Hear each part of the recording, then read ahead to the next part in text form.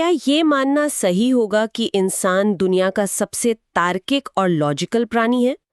मतलब हम सबको यही लगता है ना कि हमारे फैसले डेटा और गहरी बुद्धिमत्ता पर आधारित होते हैं। बिल्कुल, हम खुद को यही कहानी सुनाते हैं। वही तो, रोजमर्रा के छोटे फैसलों से लेकर जीवन के बड़े निर्णयों तक इंसान खुद को एक बहुत ही सोच समझकर कदम उठाने वाला जीव मानता है। लेकिन मतलब विज्ञान और इंसान का असल बर्ताव कुछ और ही कहानी बयां करते हैं। एकदम अलग कहानी। हाँ, सच तो ये है कि इंसान काफी हद तक अपनी भावनाओं का गुलाम है और हमारा तथाकथित तर्क सिर्फ एक पीआर मशीन है जो बस हमारी उन भावनाओं को सही ठहराने का काम करती है। आज की इस डीप डाइव में हम इसी इंसानी फितरत और धोखे से पर्दा उठाने वाले हैं। और दिलचस्प बात यह है कि जब कोई इस बात को गहराई से समझ लेता है ना, तो वो अपने जीवन की सबसे शानदार सफलता की कहानी लिख सकता है। अरे वाह! तो आज हम किन स्रोतों पर चर्चा कर रहे हैं? आज के हमारे स्रोत विनिंग विदाउट इंटिमिडेशन, यानी बिना डराए धमकाए जीतने के विषय पर आधारित हैं। इसका उद्देश्य किसी पर हावी होना या किसी को हराना बिल्कुल नहीं है। तो फिर जीतने का असली मतलब क्या है यहाँ? जीतने का असली मतलब एक ऐसी विन विन स्थिति बनाना है जहां काम भी बन जाए और सामने वाला इंसान भी उस बातचीत के बाद खुद के बारे में बहुत अच्छा महसूस करे।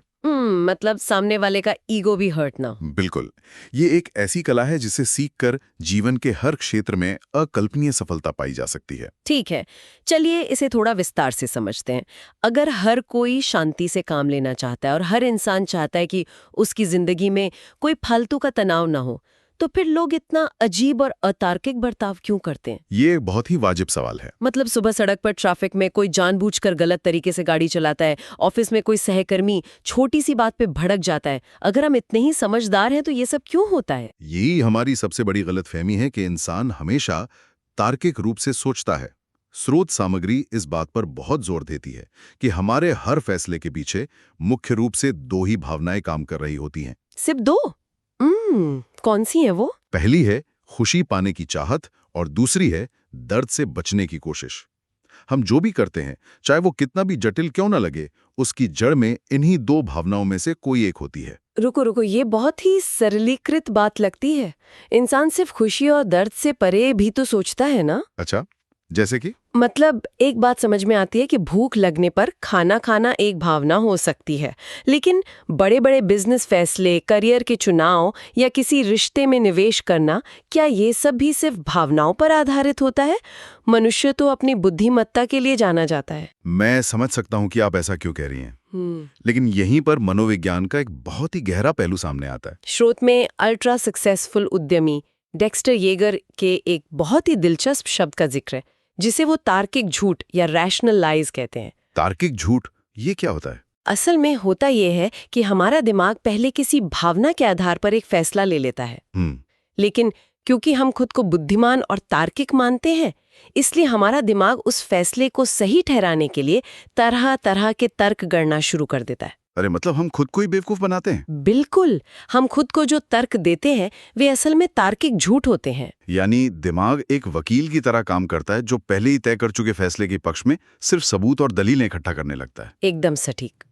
स्रोत में दी गई स्टेक हाउस की कहानी इस बात को बहुत ही बेहतरीन तरीके से समझाती है। अच्छा, वो कहानी क्या है? लेखक अपने उन पुराने दिनों को याद करते हैं जब उनके पास बहुत कम पैसे हुआ करते थे। एक दिन वे काम से लौट रहे थे, भूखे थे, और रास्ते में उन्हें एक बहुत ही शानदार महंगा स्टेक हाउस दिखा। और उनके पास पैसे नहीं थे? नहीं, उन्हें पता था कि उनके पास उस रेस्टोरेंट में खाने के लिए पैसे नहीं हैं।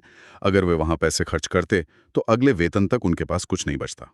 तो लॉजिक तो यही कहता है कि घर जाओ और कुछ सस्ता खा लो। शुद्ध तर्क यही कहता था, लेकिन यहाँ भूख की भावना और एक शानदार खाने की खुशी पाने की चाहत हावी हो रही थी। अब देखिए कि उस इंसान के दिमाग ने कैसे तार्किक झूठ गढ़ना शुरू किया ताकि वो अपनी वित्तीय गैर जिम्मेदारी को सही ठहरा सके। अरे वाह, दिमाग ने क्या बहाने बनाए। पहला तार्किक झूठ दिमाग में आया, मैं अंदर थोड़ी जा रहा हूं, मैं बस बाहर से देखकर उसकी खुशबू लेकर ही चला जाऊंगा। जो कि कभी सच नहीं होता। सही कहा। फिर दूसरा झूठ गढ़ा गया, क्यों ना सिर्फ अंदर जाके मेन्यू देख लिया जाए, इससे मुझे भविष्य में और कड़ी मेहनत करने की प्रेरणा मिलेगी ताकि मैं रोज ऐसा खाना खा सकूं। अरे बाप रे, प्रेरणा मिलेगी, ये तो बहुत ही रचनात्मक झूठ है। और फिर वो तीसरा और सबसे मजेदार तर्क, अगर मैं ये खाना खा लूंगा तो मुझे इतना भारी प्रोटीन मिलेगा कि मैं कल और भी ज्यादा ऊर्जा के साथ काम कर पाऊंगा। हाँ हाँ, कल ज्यादा काम करूंगा। और उस डिश में जो आलू है उसके छिलके में बहुत सारे विटामिन होते हैं जो शरीर के लिए बेहद जरूरी हैं। विटामिन, ये तो सीधे सीधे खुद को धोखा देना हुआ। मतलब अपनी भूख को पोषण का नाम दे दिया। और अंततः परिणाम वही हुआ जो होना था। वे अंदर गए, बैठे और अपनी हैसियत से बाहर जाकर वो महंगा खाना खा लिया। तो उन्होंने जो भी तर्क खुद को दिए वे सुनने में बहुत तार्किक लग रहे थे। प्रोटीन, विटामिन, प्रेरणा, लेकिन असल में वे सभी कोरे झूठ थे। बिल्कुल, वे बस अपने उस भावनात्मक फैसले को सही साबित कर रहे थे। ये बहुत ही गहरी बात है, और अगर हम श्रोताओं के नजरिए से देखें तो ये हमारी आज की चर्चा का पहला व्यवहारिक कदम बन जाता है। हाँ बिल्कुल। सफलता की ओर पहला कदम ये पहचानना है कि हमारे और दूसरों के फैसले असल में भावनाओं पर आधारित होते हैं, जिन्हें बाद में तर्क से सही ठहराया जाता है।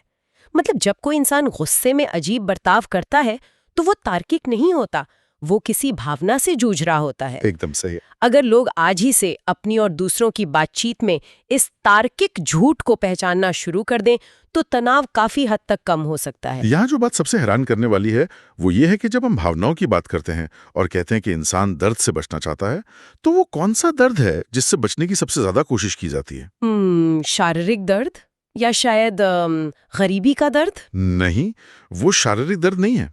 सबसे बड़ा दर्द है शर्मिंदगी का दर्द, अपनी साख खोने या नीचा दिखाए जाने का डर। अच्छा। और ठीक इसी बिंदु पर इंसान का ईगो या अहंकार बीच में आ जाता है। तो ये ईगो असल में बातचीत को कैसे प्रभावित करता है? क्योंकि हम सभी जानते हैं कि इंसान तार्किक नहीं होता, लेकिन जब बातचीत में ईगो शामिल होता है तो पूरा नजरिया ही बदल जाता है। इसे समझने के लिए स्रोत सामग्री में डॉक्टर थॉमस हैरिस और डॉक्टर एरिक बर्न के ट्रांजैक्शनल एनालिसिस का बहुत ही शानदार तरीके से हवाला दिया गया है। ट्रांजैक्शनल एनालिसिस ये क्या है? ये सिद्धांत बताता है कि जब दो लोग बात कर रहे होते हैं तो उनके अंदर 3 मुख्य व्यक्तित्व अवस्थाएं या पर्सनालिटी स्टेट्स काम कर रही होती हैं। पहली अवस्था है चाइल्ड यानी बच्चा। चाइल्डनेस था? क्या इसका मतलब अपरिपक्व होना है? काफी हद तक। जब कोई इंसान इस अवस्था में होता है तो वो खुद को पीड़ित महसूस करता है। उसे लगता है कि उसके साथ अन्याय हो रहा है, उसे नियंत्रित किया जा रहा है। जैसे कोई बच्चा जिद करता है। हाँ, इसलिए वो गुस्से से भर जाता है, शिकायत करता है और बस बदला लेना चाहता है। दूसरी अवस्था है पेरेंट यानी माता पिता की अवस्था।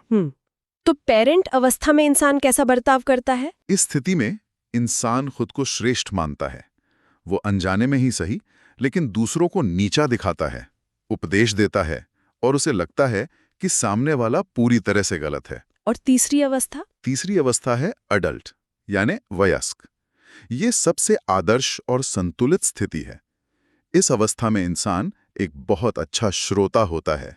वो सम्मानजनक होता है, भावनाओं में बहे बिना तथ्यों को समझता है और बिना किसी पूर्वाग्रह के समस्या का समाधान खोजना चाहता है। इसे एक वास्तविक दुनिया के उदाहरण से समझते हैं, क्योंकि ये सिद्धांत सुनने में तो अच्छे लगते हैं, लेकिन असल जिंदगी में ये कैसे दिखते हैं ये समझना जरूरी है। बिल्कुल। मान लीजिए एयरपोर्ट पर किसी फ्लाइट में देरी हो गई है।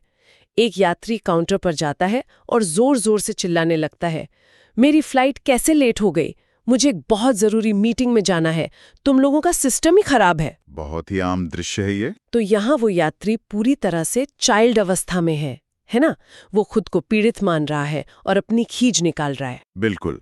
और अब जरा सोचिए कि काउंटर पर बैठा कर्मचारी अगर इसके जवाब में ये कहे, देखिए सर, बोर्ड पर साफ साफ लिखा है कि मौसम खराब है, आपको नियम पढ़ने चाहिए, मैं इसमें कुछ नहीं कर सकता, चिल्लाने से फ्लाइट जल्दी नहीं आएगी। तो यहाँ कर्मचारी पेरेंट अवस्था में आ गया। उसने यात्री को उपदेश दिया और उसे नीचा दिखाया। सही कहा। तो इसमें असल में होता क्या है?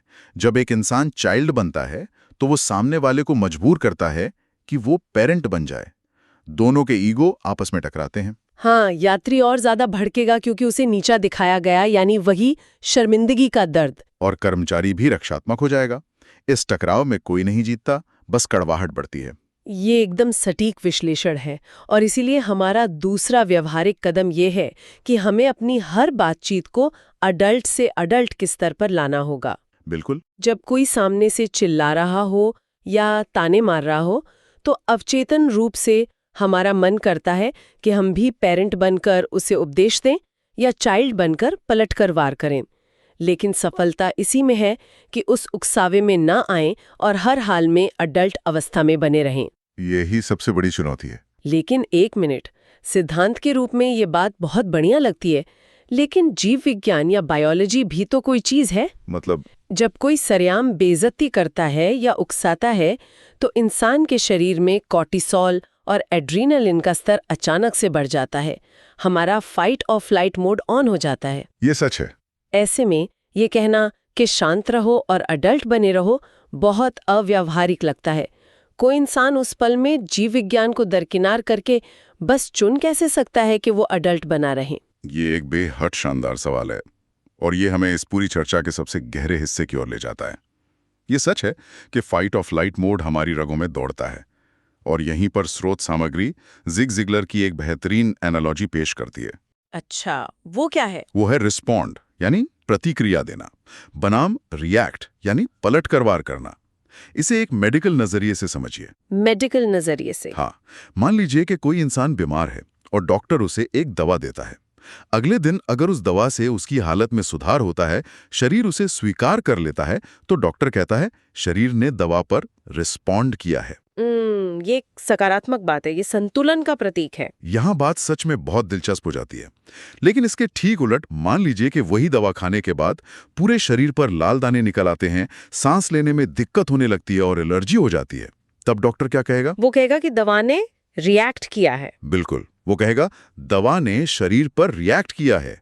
ये एक नकारात्मक और खतरनाक स्थिति है, जिसका मतलब है कि शरीर ने नियंत्रण खो दिया है। अरे वाह! तो अगर हम इसे इंसानी रिश्तों और उस फाइट और फ्लाइट वाले सवाल से जोड़ें, तो जब हम एड्रेनलिन के बहाव में आकर तुरंत चिल्ला पड़ते हैं, तो हम असल में रिएक्ट कर रहे होते हैं। एकदम सही। हम उस एलर्जी की तरह अपने आसपास जहर फैला रहे होते हैं और उस स्थिति से अपना पूरा नियंत्रण खो चुके होते हैं। बिल्कुल सही। बायोलॉजी को मात देने का तरीका यह है कि उस पहले झटके के बाद कुछ सेकंड के लिए रुका जाए। जब हम रुकते हैं, एक गहरी सांस लेते हैं और स्थिति का विश्लेषण करके जवाब देते हैं, तो हम रिस्पॉन्ड कर रहे होते हैं। हम उस परिस्थिति के नियंत्रण में होते हैं और एडल्ट अवस्था में बने रहने का यही एकमात्र तरीका है। ठीक है, समझ गई कि रिस्पॉन्ड करना है। लेकिन जब हम रिस्पॉन्ड कर रहे होते हैं, तो क्या हमें बस चुपचाप सामने वाले की बात मान लेनी चाहिए? नहीं। ये टैक्ट या व्यवहार कुशलता असल में दिखती कैसी है? क्या इसका मतलब सिर्फ मीठा बोलना और लोगों की हाँ में हाँ मिलाना है? नहीं, बिल्कुल नहीं। अडल्ट बने रहने और रिस्पॉन्ड करने का मतलब कमजोर होना या दबना नहीं है। टैक्ट को स्रोत में ताकत की भाषा कहा गया है। ताकत की भाषा? हाँ, ये अपनी बात मनवाने की वो कूटनीति है जिसमें सामने वाले को बुरा नहीं लगता। ये उसे इस तरह से महसूस कराना है कि जो फैसला आप चाहते हैं वो असल में उसी का विचार था। क्या इसका कोई ठोस उदाहरण है? क्योंकि कूटनीति शब्द बहुत भारी लगता है। रोजमर्रा के जीवन में ये कैसे काम करेगा? चलिए एक बहुत ही सामान्य ऑफिस का उदाहरण लेते हैं। मान लीजिए कि किसी का बॉस आता है और एक बहुत ही बड़ा प्रोजेक्ट देता है और कहता है मुझे ये हर हाल में शुक्रवार तक पूरा चाहिए, जो कि हर ऑफिस में होता है। हाँ, अब जिसे प्रोजेक्ट मिला है उसे पता है कि ये असंभव है। अगर वो रिएक्ट करता है और रूखेपन से कहता है ये असंभव है, मैं इसे शुक्रवार तक किसी भी कीमत पर नहीं कर सकता, तो क्या होगा? बॉस का ईगो आहत होगा, वो रक्षात्मक हो जाएगा और शायद इसे अपनी सत्ता को चुनौती मान लेगा। बिल्कुल, और यहीं पर बात बिगड़ जाएगी। दोनों चाइल्ड और पेरेंट की लड़ाई में उलझ जाएंगे। तो ऐसे में रिस्पॉन्ड कैसे करें? अब जरा टैक्ट और रिस्पॉन्ड करने का तरीका देखिए। वही इंसान एक एडल्ट की तरह थोड़ा रुककर ये कह सकता है मुझे इस महत्वपूर्ण प्रोजेक्ट पर काम करने में बहुत खुशी होगी और मैं इसे पूरी परफेक्शन के साथ करना चाहता हूं। अगर हम इसे सोमवार सुबह तक का समय दें तो मैं सुनिश्चित कर सकता हूं कि इसमें कोई गलती ना हो और ये बेहतरीन दर्जे का काम हो। क्या ये सही रहेगा? वाह, अगर हम इस जवाब को तोड़कर समझें तो इसमें बहुत कुछ हो रहा है। पहली बात, उस इंसान ने बॉस के ईगो को ठेस नहीं पहुंचाई, बल्कि ये कहकर उसे अहमियत दी कि प्रोजेक्ट महत्वपूर्ण है। एकदम सही पकड़ा। दूसरी बात, उसने सीधा ना कहने के बजाय एक बेहतर परिणाम का लालच दिया। और सबसे जरूरी बात, उसने अंत में एक सवाल पूछा, क्या ये सही रहेगा, न कि कोई सीधा आदेश दिया। इस तरह बॉस को लगता है कि अंतिम निर्णय उसी का है। ये सच में ताकत की भाषा है। यही वो कूटनीति है जो दुनिया के बड़े बड़े राजनेता युद्ध टालने के लिए इस्तेमाल करते हैं, और यही कूटनीति हमें अपने रोजमर्रा के रिश्तों में अपनानी है। इसलिए यहां से हमारा तीसरा व्यवहारिक कदम निकलता है 21 दिन का चैलेंज। 21 दिन का चैलेंज। हाँ, किसी भी नई आदत को तंत्रिका तंत्र या न्यूरल पाथवे में ढलने के लिए समय लगता है। इसलिए अगले 21 दिनों तक लोगों को अपनी हर बातचीत का जानबूझकर विश्लेषण करना चाहिए। जब भी कोई उकसाए तो ये सोचना चाहिए कि मुझे रिएक्ट नहीं करना है, बल्कि टैक्ट का इस्तेमाल करके रिस्पॉन्ड करना है। तो इस सब का असल में क्या मतलब है? हम बात कर रहे हैं भावनाओं से लिए गए तार्किक झूठ की, ईगो की वजह से पैदा होने वाली 3 अवस्थाओं की, और बायोलॉजी को चकमा देकर टैक्ट के साथ रिस्पॉन्ड करने की। हाँ, अगर कोई इंसान इन तीनों कदमों को पूरी तरह से अपने जीवन में उतार ले, तो इसका दीर्घकालिक या लॉन्ग टर्म परिणाम क्या होगा? अगर हम इसे व्यापक संदर्भ से जोड़कर देखें तो ये सिर्फ किसी एक बहस को जीतने या किसी झगड़े से बचने की तरकीब नहीं है। ये असल में एक संपूर्ण सफलता की कहानी है। मतलब ये जीवन जीने का एक तरीका है। बिल्कुल, जो इंसान ये समझ लेता है कि दुनिया तर्कों से नहीं भावनाओं से चलती है, जो हमेशा अपनी बातचीत को एडल्ट अवस्था में स्थिर रख पाता है और जो भड़कने के बजाय हमेशा कूटनीति से रिस्पॉन्ड करना जानता है, वो इंसान जीवन के हर क्षेत्र में असीमित सफलता पाता है। क्योंकि तब उसे लोगों से काम निकलवाने के लिए उन्हें डराते धमकाते रहने की जरूरत नहीं पड़ती। वो जबरदस्ती नहीं करता। सही कहा। उसकी संवाद शैली इतनी बेहतरीन हो जाती है कि लोग खुद उसकी मदद करना चाहते हैं, उसके साथ काम करना चाहते हैं। ये एक सच्ची विन विन स्थिति बन जाती है, जहां रिश्ते भी मजबूत होते हैं और काम भी पूरे होते हैं। बिल्कुल। स्रोत सामग्री के अंत में टैल्मुडिक विद्वान शिमोन बेन जोमा का एक बहुत ही गहरा विचार साझा किया गया है। वे एक बहुत ही सरल लेकिन मारक सवाल पूछते हैं, शक्तिशाली इंसान कौन है? और इसका जवाब क्या होना चाहिए? क्योंकि आम तौर पर ताकत का मतलब आवाज ऊंची करना या हावी होना माना जाता है। उनका जवाब है, असली शक्तिशाली वो है जो अपनी भावनाओं पर काबू पा सके और अपने दुश्मन को दोस्त बना सके। अरे वाह! असली ताकत किसी को चीख कर चुप कर आने में नहीं है, बल्कि अपनी भावनाओं को इतना संतुलित रखने में है कि सामने वाला इंसान जो शायद पूरी तरह से लड़ाई करने के मूड में आया था, वो भी अंत में शांत होकर और मुस्कुराते हुए एक दोस्त बनकर वापस जाए। ये सच में एक बहुत ही शक्तिशाली विचार है। तो चलिए, आज हमने जो कुछ भी सीखा है उसे एक बार जल्दी से समेट लेते हैं।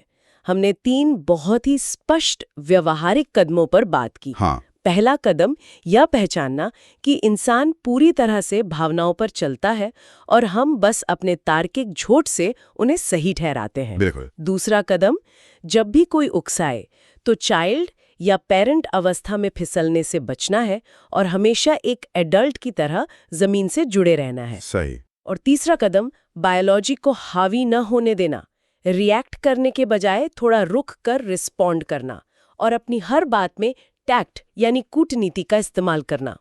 और ये सब 21 दिनों तक लगातार अभ्यास करने से एक आदत बन सकता है। इससे एक बहुत महत्वपूर्ण सवाल खड़ा होता है। क्या सवाल है? हम सभी जीवन भर यही मानते आए हैं कि हम बहुत ही तार्किक और लॉजिकल इंसान हैं, लेकिन आज इस सच्चाई को समझने के बाद कि हम अपने भावनात्मक फैसलों को ढकने के लिए तार्किक झूठ करते हैं, जरा अतीत में झांक कर देखें। बिल्कुल। विचार करें कि किसी इंसान की जिंदगी का ऐसा कौन सा सबसे बड़ा और अहम फैसला रहा होगा। शायद करियर का चुनाव या किसी रिश्ते में आगे बढ़ने का फैसला, जिसे आज तक पूरी तरह से तार्किक माना गया।